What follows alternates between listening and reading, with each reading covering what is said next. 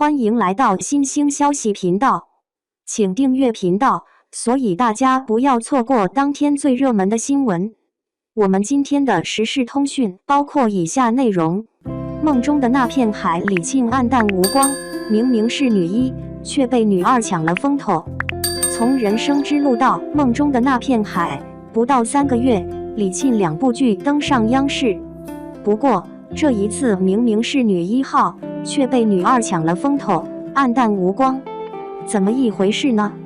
在梦中的那片海中，李沁饰演的童小梅在已经播出的10集剧情中，戏份少得可怜，存在感极低。虽然名为女1号，但实际上已经被女2号抢了风头，不管是戏份还是整个气质表演，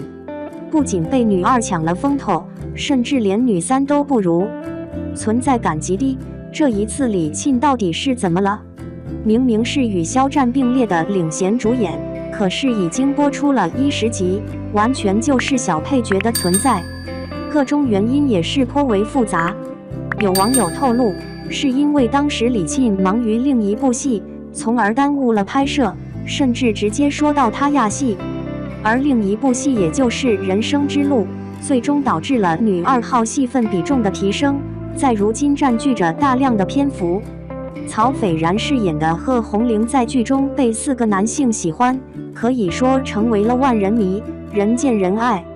一开始就迷倒了叶国华，让他骑着自行车跟着公交追赶，这一行为还是极其危险的。但是已经被迷倒的叶国华哪还顾得了那么多？当然，最后果真出事了，叶国华直接摔倒，也是受了点伤。这一见钟情的代价还是有点大的。当然，不仅叶国华一见钟情，肖春生也是一见钟情。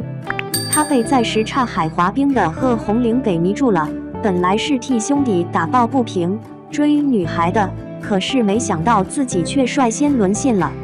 不仅男孩被吸引，女孩们也是被惊住了，这其中也包括李沁饰演的童小梅。当然，喜欢贺红玲还有已经关照她多年的齐天。如今来到部队之后，宣传干事李东征也被迷倒了。就这样，一个女孩，4个男性喜欢，2个深陷其中，这样的多角恋，属实狗血了点，也是极力放大了女2的魅力，顿时女1黯淡无光。其实很多剧都有着起初女2戏份较多的情况，但是像这样女2迷倒一大片的还是少有的。之前《狂飙》中，高叶饰演的大嫂也是盖过了女1李一桐，但是可以看到在剧中李一桐的戏份并不少。而在如今梦中的那片海中，李沁的戏份是真的少。虽说一切角色都是跟随着剧情来的，但是至少不会让女配盖过女1的风头，尤其戏份上。而这部剧中，目前让人感觉不到女1的存在。即使之前央视播出的《情满9道湾》，一开始女1热依扎饰演的叶飞戏份也并不多，相反，女2陈瑶饰演的石小娜却占据着很大比重。但是可以看到女1并未被忽视，女1的支线发展的也很是清晰，而且起着关键作用，并且很快就转到了女1身上，并不会花费较长时间停留在其他女配角身上。40集的《情满9道湾》，女配不过在起初的1-2集戏份较多，但是没想到38集的《梦中的那片海》竟然已经拖到了第10集，女1还是犹如一个小配角。当然，可以看到随着童小梅让出了自己的文工团名额，给了女2贺红玲，整个剧情上也是开始发力推进了。肖春生和贺红玲的异地恋出现问题，而童小梅有更多机会与肖春生相处了，自然后续镜头就会增多，但是有点拖沓，有点迟。不过，从一开始的书库与男主偶遇，到后来的暗恋，再到让出名额，都是在为之后的剧情做铺垫。可是这样的铺垫的确无法让人感受到她是女1号。而从表现来看，此时李沁饰演的童小梅和《人生之路》中到上海的刘巧珍颇为相似，不管是整个气质，还是说话台词语气，面部表情状态，如出一辙。如果抛开场景、剧情，单开剧照，真的就是一模一样，再加上单个镜头，这不就是在上海干事业的刘巧珍吗？在目前的剧情中，李沁不仅戏份少，同样表演方面也并未发挥出来她的优势和特点，没有太大突破。按照38集的体量，目前来看，估计1/3的剧情，李沁都是被女二压制的。如此大篇幅，女一并未成为真正的女一，只是一个小配角，这在一部电视剧中是很少见到的。对于李沁来说，这是第5次和肖战合作了，除去《斗破苍穹》《庆余年》交集不多，从《狼殿下》到《诛仙爱》都算是有着一定深度合作，所以二人显然再熟悉不过了。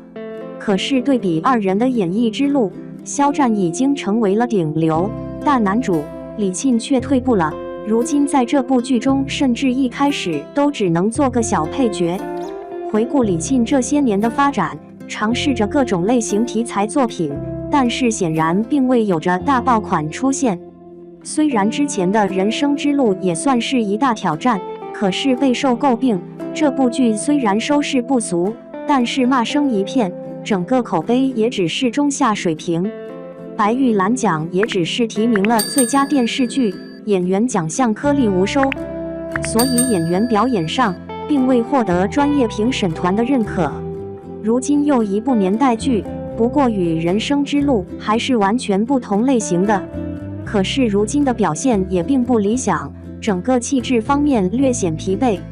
尤其在女二、女三的对比下，更是缺乏精气神，加上戏份较少，更是难有发挥空间。而对于梦中的那片海来说，该剧改编自总策划叶京曾执导的电视剧《梦开始的地方》。《梦开始的地方》也算是年代剧中的一部优秀作品，不过如今进行了较大幅度的改编，失去了很多东西，又赋予了新时代的特征。尤其一开始的多角恋，完全就是偶像剧的路数，也让它失去了一部分中老年观众。不过随着剧情推进，会重新回到年代剧该有的样子上来，或许会更好一点。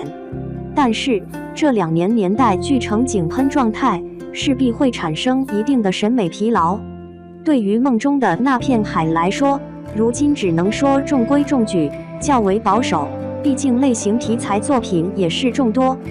尤其年代剧泛滥的当下，重复救世主角和救世人物关系，除了能够稳固住爱好怀旧和京味题材的观众和粉丝群体之外，破圈仍存在一定难度。